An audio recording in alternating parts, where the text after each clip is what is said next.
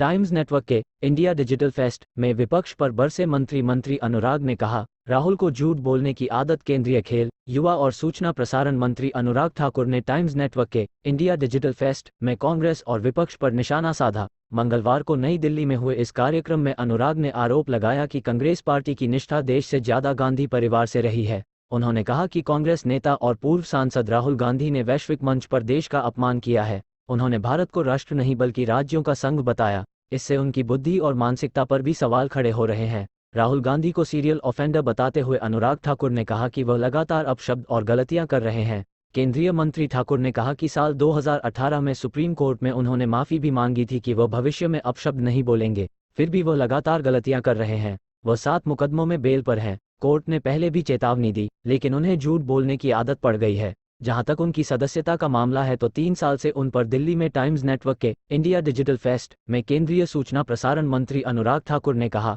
कांग्रेस की निष्ठा देश से ज्यादा गांधी मुकदमा चल रहा था। यह आज का रियल टाइम डिजिटल पेमेंट का 40% भारत में। केंद्रीय मंत्री अनुराग ठाकुर ने कहा कि डिजिटल क्षेत्र में भारत ने तेजी के साथ प्रगति की है। दुनिया का 40% रियल टाइम डिजिटल भुगतान भारत में होता है। देश में 4G और 5G के बाद 6G भी पूरी तरह मेक इन इंडिया होगा। भारत अन्य देशों को भी 6G की स्वदेशी तकनीक देगा। भारत के डिजिटल बदलाव ने एक दूसरे से जुड़ने, दुनिया से संवाद सहयोग के तरीके को बदल दिया है। मामला नहीं है।